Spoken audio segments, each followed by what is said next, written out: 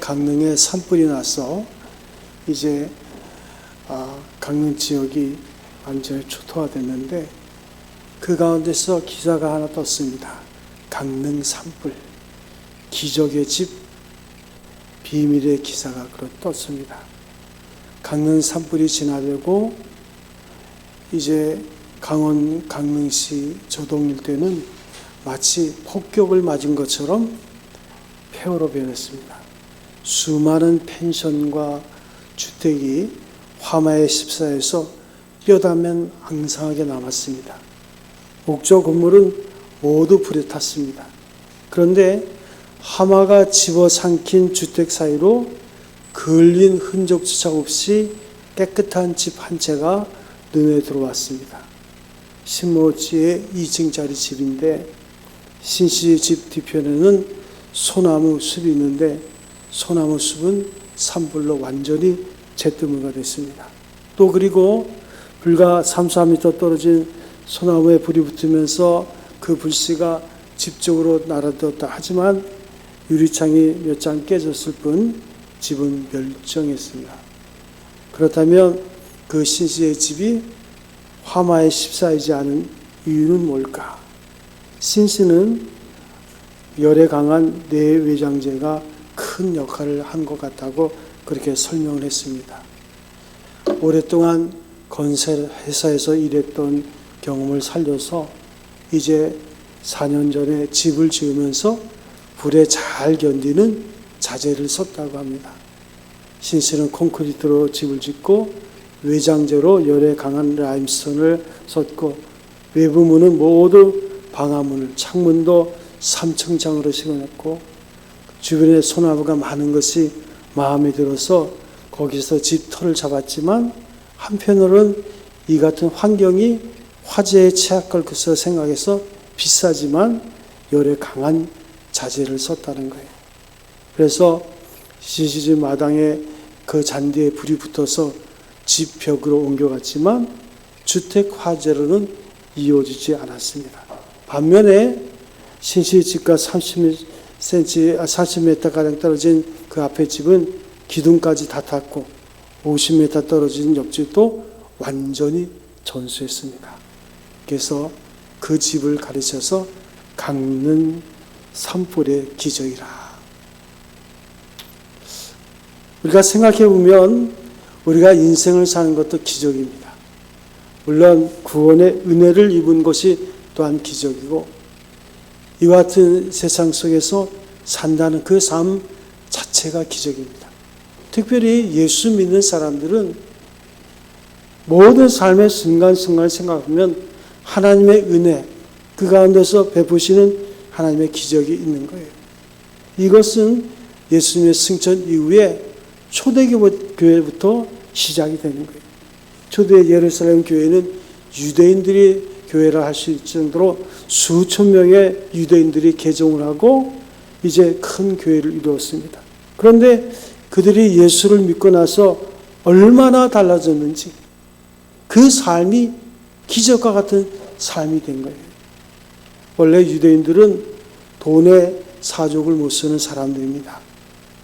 그래서 유명한 그 단편소설 가운데 베니스의 상이란 거기에 나오는 악덕 고리 삽채업자가 유대인이에요. 그 정도로 이제 많은 사람들에게 아주 수존노라 같은 취급을 받는 것이 유대인입니다. 그런데 그들이 예수를 믿자 구원받았다는 것이 너무나 좋아서 완전히 거기에서 마음이 떠났어요.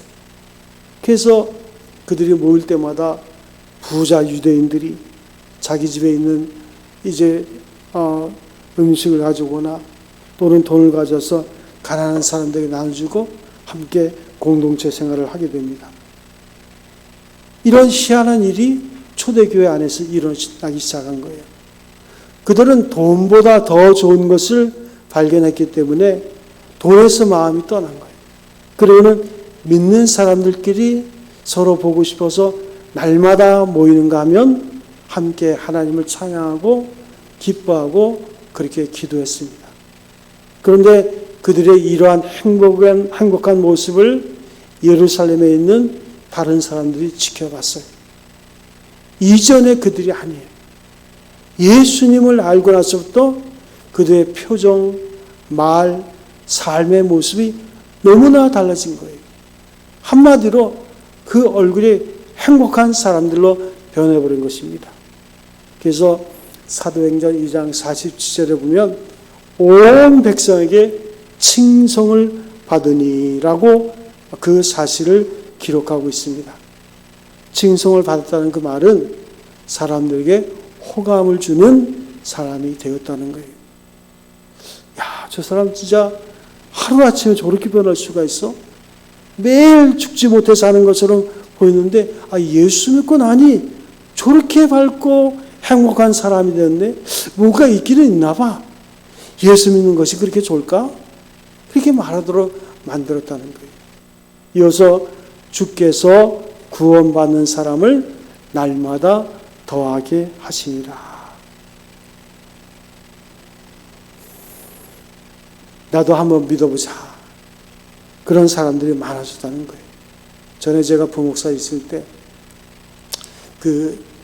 토요일마다 테니스 치는 사람들이 있어서 제가 그 지도 목사를 했어요.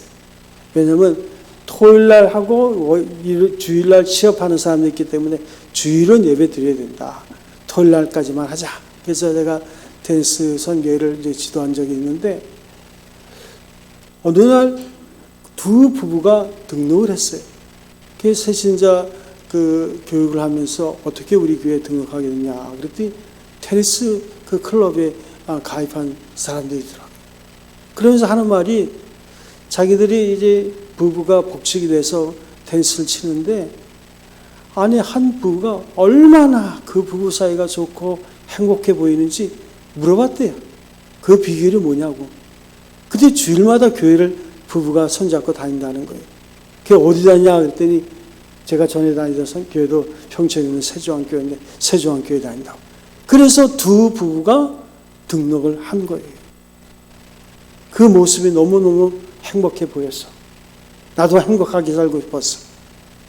그러니까 예수 믿으라는 말만 하면 나도 한번 믿어볼까요?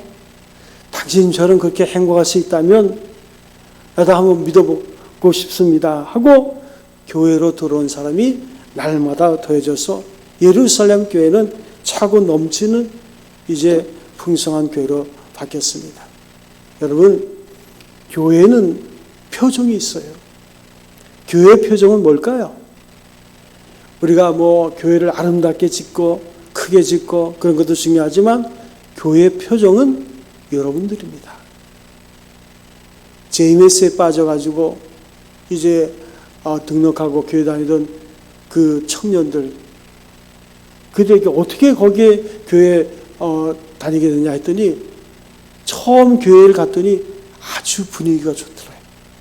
사람들이 너무나 친절하게 대해주고 사랑스럽게 대해줘서 거기서 뭘 가르치는지 모르지만 아무튼 거기에 반해가지고 등록을 했다는 거예요.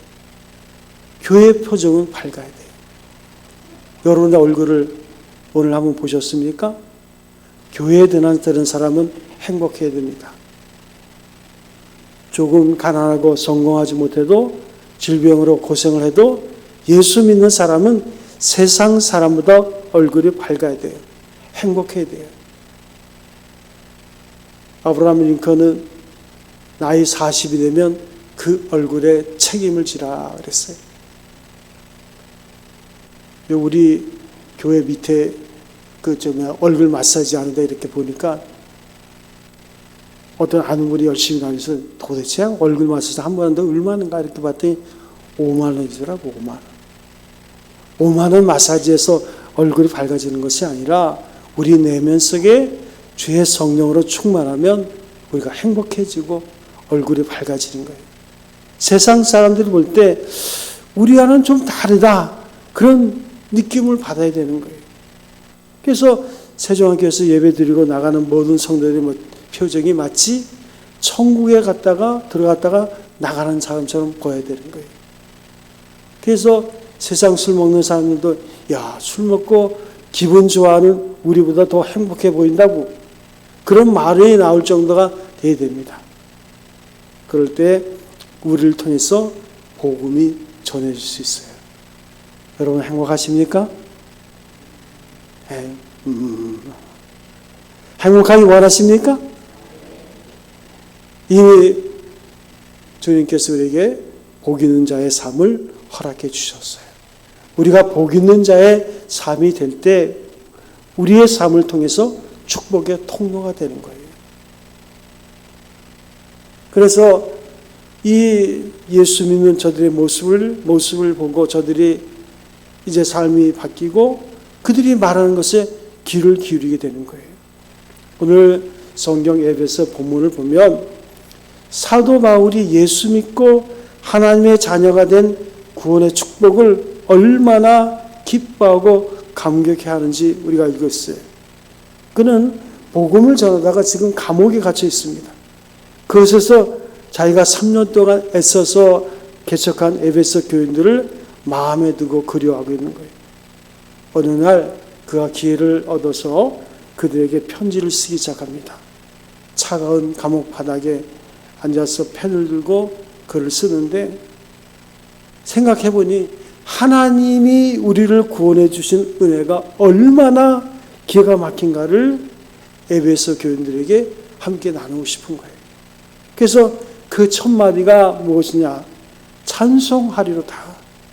이 말은 하나님의 영광을 하나님께 영광을 드리고 이렇게 좋은 복을 우리에게 주시다니 하나님 영광을 받으셔서 하는 그런 뜻이 있습니다. 원래 찬송이라는 것은 그분의 이름을 높인다는 거예요. 그래서 찬송하리로다.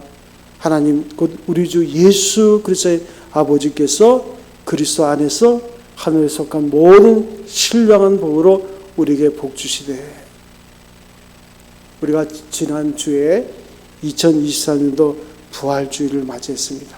그래서 기념 예배를 드렸는데 우리는 어디까지입니까? 고난의 십자가를 통해서 우리의 죄악이 다 그리스도 예수와 함께 죽고 이제는 다시 그리스도 예수와 함께 죽음을 넘어서 부활의 생명을 가지고 사는 것이 바로 우리들의 삶이에요. 예수님은 요한복음 14장 1절에 말씀하시기를 너희는 마음에 근심하지 말라. 하나님을 믿으니 또 나를 믿으라. 내가 너희를 위해서 처소를 예배하러 가노라. 가장 궁극적인 근심과 걱정과 삶의 모든 것이 다 주님과 함께 십자가에서 끝났고 이제 우리는 부활의 생명을 가지고 믿음의 주여 온전케 하시는 주를 바라보며 오늘을 사는 것이 우리 그리스도인의 삶입니다. 이 삶 속에 우리는 기적을 경험하는 삶이 우리에게 있는 거예요. 그래서 사도 바울은 가슴에서 샘이 터져 나오듯 흥분해가지고 정신없이 그 기쁨을 한 문장으로 3절에서 14절까지 기록하고 있는 거예요. 우리 번역 성경에는 절로 되어 있지만 실제로는 한 문장입니다. 그 내용을 보면 하나님이 주신 복을 하늘에 속한 복이요 신령한 복이라고 두 마디로 표현합니다. 따라하겠습니다. 하늘에 속한 복, 신령한 복. 여기서 하늘에 속한 복이라는 것은 그대로 땅의 복이 아니에요. 어느 날 예수님이 베드로와 요한, 야고보와 함께 산에 올라가서 갑자기 그 모습이 변화되는데 좌우편에 엘리야와 모세가 있고 가운데 예수님은 너무너무 황홀한 거예요. 너무너무 황홀해가지고 베드로가 뭐라 했습니까? 초막셋을 짓고 여기에 거했으면 좋겠다고. 우리가 하늘에 속한 복이 있는 거예요. 여러분과 저는 비록 이 땅에 살지만 궁극적으로 하나님 나라의 백성으로 오늘을 사는 줄로 믿습니다. 그래서 하늘나라에서 구원받는 백성만 누릴 수 있는 복, 또한 신령한 복이라는 것은 그대로 육적인 복이 아니라 고린도서 15장 44절의 말씀처럼 육의 몸으로 심고 신령한 몸으로 다시 산다는 육의 몸이 있은즉 신령한 몸이 있느니라. 그 신령한 몸이란 것은 우리의 육의 몸을 연상합니다. 그러나 그것은 육신으로 누리는 복이 아니라 우리가 뭐 건강이나 뭐 장수, 쾌락, 성공같이 이 세상에 누리는 그런 명성과 같은 것이 아니라 그것은 새 몸을 입고 영원히 죽일 수 있는 그것을 말씀하는 거예요. 마음은 이제 바울은 하늘에 속한 신령한 복에 대해서 우리가 읽지 않은 본문에서 좀 더 세밀하게 세 가지로 말씀하고 있어요.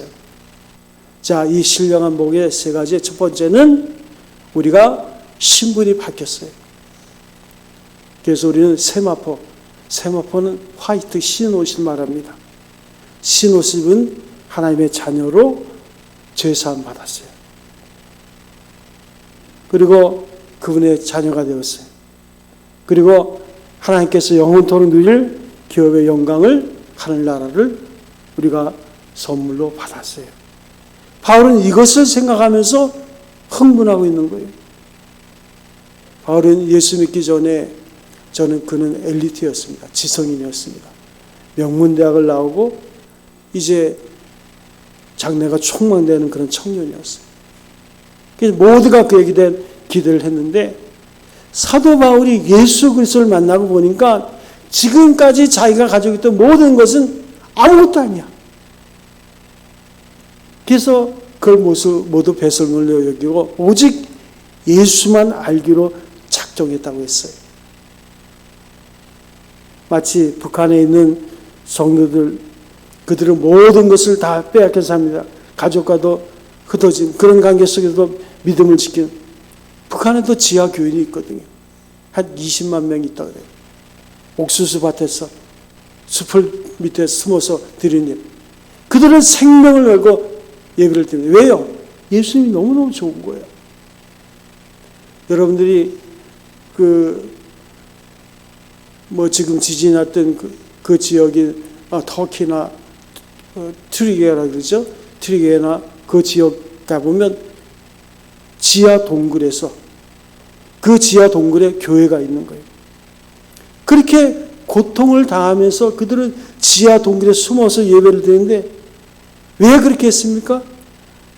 주님을 만난 기쁨이 너무너무 좋아서 핍박을 피해서 지하 동굴까지 숨어 들어간 거예요. 베드로전서에 보면 그들이 날마다 기뻐했다고 나옵니다. 그래서 주변 사람들이 질문한 거예요. 당신이 무엇이 그렇게 좋아서 기뻐합니까? 당신의 소망이 무엇입니까? 그만큼 그들은 달랐어요. 제가 요즘 가끔 드라마를 보는데, 우리나라는 총체적으로 위기인 것 같아요. 어릴 때는 학폭에 시달려가지고, 그래가지고 그게 평생을 트라우마로 자기한, 또 직장 생활하면서 갑질당하고, 또 세상에서 얼마나 힘들게 인생을 삽니다.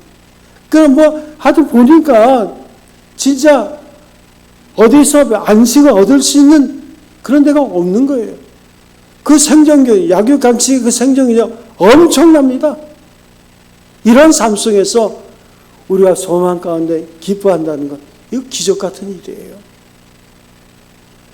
사랑하는 성도 여러분, 우리에게는 그리스도 예수를 믿고 하나님의 자녀가 됨으로 이와 같은 기쁨과 감격이 우리에게 있어야 되는데 과연 이 기쁨이 있는지.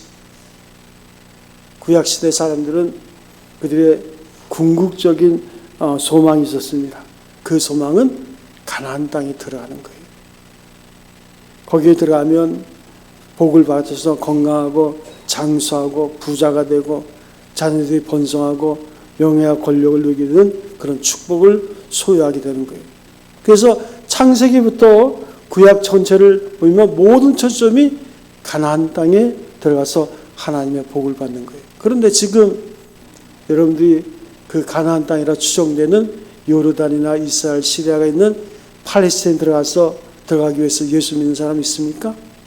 그 땅에 들어가서 장수하고 건강하고 재산과 복을 누리기 위해서 예수 믿는 사람 있어요?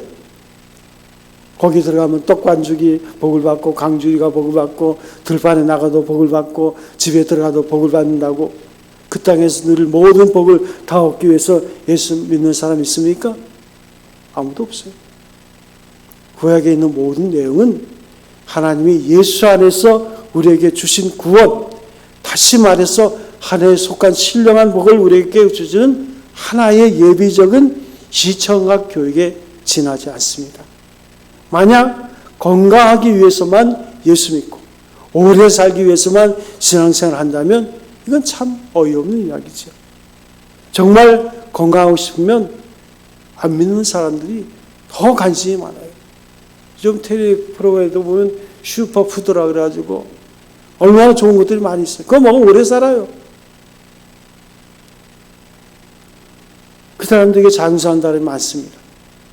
따라서 세상에서 오래 살기 위해 예수를 믿는다? 이거 좀 문제 있는 거예요.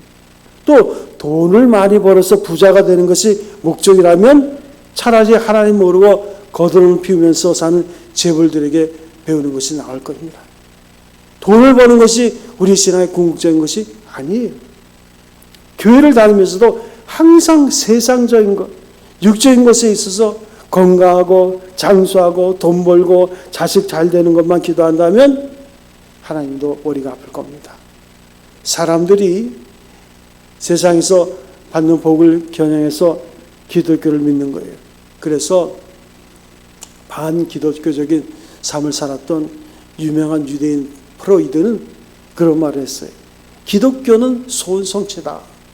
기독교는 여러 가지 인간적인 욕구를 채우기 위해서 고안해낸 하나의 환상이다. 우리는 기독교를 이렇게 천박하게 생각하지 않아요. 하나님은 우리에게 그런 식으로 복을 주시지 않습니다. 물론 예수를 잘 믿으면 세상에서도 복을 받습니다. 그런 사례가 있죠. 외국에서 발표한 의학 연구 결과 보면 교회를 정기적으로 출석하고 신앙에 따라 일관성 있고 경건하게 생활한 사람들이 정신적으로 육체적으로 훨씬 더 잘 산다고 합니다. 또한 그들의 자손들도 잘 되네요. 그래서 제가 아버지 학교할 때 늘 예하로 듣는 그 조나단 에드워드의 가정 이야기인데 그는 목사였는데 약 200년 전에 그 조나단 에드워드의 그 가정, 그의 부인 사라는 자녀를 11명 뒀어요. 그런데 그 자녀들이 번성하기 시작해서 100년 동안 1900년대 학자들은 조나단 에드워드의 자손을 분석해서 놀라운 결과를 얻었습니다. 그의 후손 1400명, 대학 총장이 13명, 교수가 65명, 변호사가 100명, 판사가 30명, 의사가 66명, 부통령, 지사, 고급 공무원이 80명이 되어서 총 30%가 넘는 사람들이 사회와 국가에서 지도자적 역할을 감당했던 거예요. 반면에 그의 친구 양조장집 아들은 그 밑으로부터 창녀로부터 시작해서 온갖 사회 악을 베푸는 그런 자녀들이 성장하게 된 거예요. 그래서 예수를 믿는 경건한 가정의 자녀들과 후손들은 잘 됩니다. 여러분의 가정의 자녀들이 잘 될 줄로 믿습니다. 좀 크네. 반드시 하나님께서 은혜를 주시는 거예요. 그리고 예수를 잘 믿으면 건강의 축복도 받습니다. 여러분 믿음 좋은 사람 치고 알코올 중독자가 있습니까? 믿음 생활 잘하는 사람 치고 날마다 담배를 입에 물고 다니는 골조가 있어요? 믿음 좋은 사람 치고 마약에 손댄 사람 있습니까?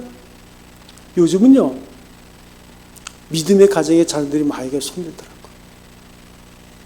그 전두환 대통령 손자도, 그 아버지는 목사잖아요. 좀, 말하기는 좀 그렇지만. 그리고 이번에 마약에 그 2번이나 걸려가지고 구속된 그 남경필. 그것도 대대로 믿음의 가정인데. 하기야 그가 이혼하고 자녀들이 어려움이 많았겠지만, 아픔이 있었겠죠. 그러나 원혜령 집사 같은 경우는 3대에 걸쳐서 그 믿음의 가정인데 공부도 잘했어요. 그 수능에 보니까 전국에서 수석하고 서울대도 법대에 수석으로 들어갔는데 지난번에도 목사님들 모임에 그 아내가 왔더라고요. 그 서울대 나오고 이제 정신과 의사인데 우리 원혜령 집사 위해서 기도 좀 해달라고. 그래서 목사님들 모임에 왔더라고요. 그런 믿음 좋은 사람들이 있는데 때로는 그 믿음 좋다 하는 사람 가운데서도 문제가 있는 가정이 있지만 그렇지만 전체적으로 보면 믿음 좋은 사람 치고 여자 뒤를 따라다니면서 인생을 허비하는 사람을 봤습니까? 본 적이 없어요. 예수를 잘 믿으면 결혼 생활도 훨씬 행복합니다. 그래서 어떤 여론조사에서 만일 당신이 세상에 다시 태어난다면 지금 살고 있는 남편 또는 아내와 다시 결혼하겠습니까? 그런 어리석은 질문을 했는데 결혼하겠다고 대답한 사람이 안 믿는 사람보다 믿는 사람이 2배가 많더라는 거예요. 여러분도 그렇습니까? 유구무원이 그만큼 믿는 사람의 가정이 행복하다는 거예요. 이처럼 육적인 것, 세상적인 것도 하나님께서 때를 따라 주십니다. 그러나 우리가 잊지 말아야 될 것은 정말 중요한 사실은 하나님께서 주시는 진짜 복은 세상적이고 육적인 것만이 아니라는 거예요. 하나님이 약속하신 복은 하늘의 신령한 복입니다. 그리고 세상에 있는 육적인 복들은 우리가 신앙생활을 잘하고 하나님의 말씀에 순종하면 결과적으로 저절로 따라오는 복인 거예요. 하나님께서 자기의 이름을 걸고 약속한 복이 있어요. 그것은 사도 바울이 너무나 좋아서 소리쳤던 하늘에 속한 신령한 복이에요. 우리가 예수 믿고 얻은 구원입니다. 이 복을 하나님께서 우리에게 약속하신 거예요. 그러나 우리 주변을 보면 이 신령한 복을 저버리고 세상적인 복만을 추구하는 인생이 또는 육적이고 세상적인 모든 복들이 얼마나 허무하고 무가치한 것을 깨닫기가 너무나 어려운 환경 속에 우리가 놓여 있어요. 10대와 20대에는 마치 영원히 살 것처럼 행동하며 인생을 삽니다. 30대, 40대가 되면 인생의 의미를 생각할 겨를도 없이 성공이라는 목표를 향해서 달리는 데만 급급해요. 50대가 되어서도 굴비쳐 흘러가는 세월의 급류 소리를 듣지 못한 채 그때를 넘겨버릴 때가 있어요. 그러다가 이제 60대로 접어들면 머리에 신소리가 내리고 얼굴에 주름이 패이고 뱃살이 두터워지고 숨이 가빠지면서 자기도 모르게 내가 그 젊었을 때는 참 건강했는데 내가 젊었을 때 이런 말을 하는 거예요. 그때 가서 그 인생이 별거 아니구나. 이렇게 사는 거구나. 그렇게 깨닫는 거예요. 솔로몬도 인생 말기에 전도서를 기억하면서 깨달았어요. 그래서 5, 60대 분들이 많이 보는 자연인이라는 프로그램이 있어요. 거기에 어떤 분이 나왔는데 나이가 보니까 60세더라고. 근데 그가 회사 오너였는데 230억 매출하는 회사의 오너였대요. 그런데 그 회사를 유지하기 위해서 하루에 담배 3갑 해외 출장이 1년에 200일. 그러다가 어느 날 아내와 함께 등산을 하다가 어느 등산로를 보니까 그 출입구에 2년 동안 쉬게 한다는 팻말이 붙어 있더래요. 그 사람들이 등산로로 이동해서 너무나 많이 사람들이 다니니까 그 산도 등산로를 폐쇄하고 2년 동안 쉰다는 것. 그래서 자기를 생각해봤대요. 그래서 모든 걸 다 내려놓고 산에다 집을 짓고 사는 60세의 자연이 됐어요. 그러면서 보니까 너무 좋다는 거예요. 이렇게 산에서 다 멍 때린다 그러죠? 이렇게 자연을 바라보면 너무 좋다는 거예요. 근데 그 자연인에 나온 사람들 보면 거의 다 노숙자 모습이야. 그죠? 그냥 음식을 해도 그냥 지저분하게. 그걸 보면서 제가 느끼는 게 뭐냐. 저들이 신앙 안에서 쉼을 얻으면 얼마나 좋을까. 예수께서 수고하고 무거운 짐진 자들아 다 내게로 오라. 내가 너희를 편히 쉬게 하리라. 나는 마음이 온유하고 겸손하니 내게 배우라. 여러분, 신앙생활의 궁극적인 것은 안식이에요. 큰 안식은 하나님의 나라입니다. 영원한 쉼을 우리에게 주신 거예요. 그리고 우리는 잠깐 이 땅에서 이제 하나님의 백성으로 최선을 다하는 삶을 살다가 주님 부르시면 그의 나라에 가는 거예요. 나는 길이요 생명인 길이요 진리요 생명인 나로 말미암아 안창거는 아버지께로 올 자가 아무도 없다. 주님께서 우리를 초청하셨어요. 우리 이미 초청장을 받고 그 날에 이제 초청을 받고 잠시 인생이나 삶을 사는 거예요. 이런 깨달음이 우리에게 있어야 돼요. 그래서 인생의 진면목, 세상에 있는 육적인 것의 실체를 보기 시작하면 허무함이 가슴을 쓸어놨는데, 그래서 똑똑하고 감성이 예민한 사람들은 때로는 극단적인 행동을 하게 돼요. 인생이 너무 허무하거든. 어리스트 헤밍웨이가 대표적인 사람인데 그런 노벨 문학상을 받았습니다. 성공적인 인물로 모든 것을 다 손에 쥐고 누려본 사람이에요. 그러던 그가 어느 날 주일 아침에 그가 있는 초호화 그 저택 로비에 앉아서 고민하기 시작합니다. 그리고 평소에 그가 좋아하는 말, 무로부터 무에 이르는 짧은 날의 여행이 주는 지루함을 이기지 못한 채 평소 그가 사용하던 총을 들고 그 총구를 입안에 넣어서 방아쇠를 당겨버립니다. 그렇게 모든 것을 다 손에 쥐고 누렸지만 아무것도 아닌 거예요. 그래서 그 사람은 그런 식으로 인생의 끝을 영적으로 지루해서 못 견딘다는 거예요. 그런데 이런 세상 복을 추구하기 때문에 우리가 예수 믿는다면 이보다 어리석은 인생이 어디 있어요? 우리는 하나님께서 그리스도 예수를 통해서 하늘에 속한 신령한 복, 구원을 값없이 주셨다는 사실을 생각하면 저절로 감탄의 소리가 우리에게 나와야 돼요. 생각해보니 내가 너무나도 감사한 거예요. 그래서 바울처럼 찬송하려다. 하나님 영광을 받아 주옵소서. 전에 어떤 제가 아는 지자 한 분이 있었는데 그 집사님이 그래서 목사님, 저는요 요즘 찬송가 1장이 너무 감동이 된다는 거예요. 그 찬송가 1장이 그렇잖아요. 찬양 성부 성자 성령 성삼위일체. 그 짧은 찬송의 가사가 감동이 되는 거예요. 야, 하나님 아버지를 찬양하고 성자 예수 그리스도를 찬양하고 성령 하나님을 찬양하는 것이 너무나 감동이 된다는 거예요. 우리가 이 감격이 우리에게 있어야 돼요. 그러니까 우리가 신학적으로 말하면 이것을 이미 아직이란 말로 표현합니다. 우리는 이미 하나님 나라를 소유했지만 아직은 이 땅에서 사는 거예요. 그런데 아직의 삶에 너무 집착하면 안 되는 거예요. 우리 잠시 있다 떠나가는 인생입니다.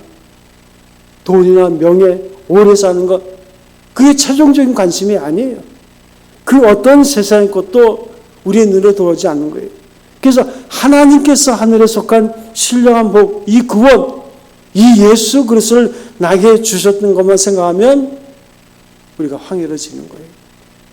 우리가 이런 감격을 가슴속에 품고 살아야 얼굴이 달라지고 세상 사람보다 행복한 자가 되는 거예요.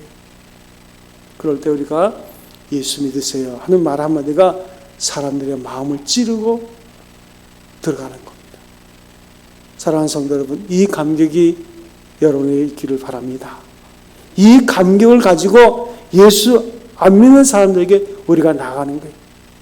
이렇게 좋은 복이 있기에 바울의 감격적인 기도가 17장 17절 이하에 있는데 그는 이렇게 기도해요. 하나님, 나의 마음의 눈을 열어 주옵소서. 그래서 하나님이 진정 누구신지 좀 더 알게 해주세요. 하나님이여, 나에게 지혜와 계시의 영을 주셔서 하나님이 나를 부르신 그 소망이 얼마나 큰가를 알게 해주세요. 그래서 하나님, 우리가 누릴 그 기업의 영광의 풍성함이 어떤 거를 좀 더 가까이 볼 수 있게 해주세요. 하나님이여, 성령을 통해서 우리에게 주신 능력의 지극히 크심이 어떠한 것을 좀 더 마음속으로 느낄 수 있도록 나를 인도하여 주옵소서. 그는 이 좋은 복을 주신 하나님을 더 알고 싶은 거예요. 더 가까이 가서 그 복을 들여다보고 싶은 거예요. 그러면 내가 아는 것만큼 행복한 자가 되는 거예요. 사랑하는 성도 여러분, 인생을 삽니다. 만만치 않습니다. 그러나 궁극적으로 세상은 험한 것을 합니다. 그렇다고 우리가 이원론적인 삶을 사는 건 아니에요. 영원한 것을 향해서 우리가 추구하면서 내 삶을 투자하지만 이 땅에서 우리는 최선을 다하는 삶을 사는 거예요. 그러나 궁극적인 것은 우리가 하늘에 속한 자인 것을 우리가 잊지 마시기 바랍니다. 그래서 우리가 복음을 전하려면 이와 같은 마음을 가져야 돼요. 누구보다도 행복하다는 생각을 할 수 있을 만큼 그래서 예수가 주신 은혜를 내 마음에 간직해야 됩니다. 이런 복을 하나님께서 우리 모두에게 주시기를 바랍니다. 그래서 우리는 이미 하늘에 속한 신령한 복을 다 갖고 있어요. 여러분 안에는 믿지 않는 사람과 달리 우리 안에 주의 성령이 거하시고 세상 끝날까지 우리와 함께 하십니다. 그런데 주의 성령이 거하지만 그 성령이 내 삶의 중심이 돼서 성령 충만한 삶을 사는 사람이 있고 성령이 내 안에 거하긴 하지만 내가 중심이 된 육적인 신앙이 있는 거예요. 여러분 그리스도 예수 때문에 행복하십니까? 세상의 어떤 사람보다 우리는 행복해질 수 있어요. 그래서 세상 사람에게 당당히 나가서 예수 믿으세요 하고 말하시는 내면의 능력이 우리에게 있어야 돼요. 이 능력을 회복하는 아름다운 한 주간이 될 수 있기를 주님의 이름으로 축원드립니다.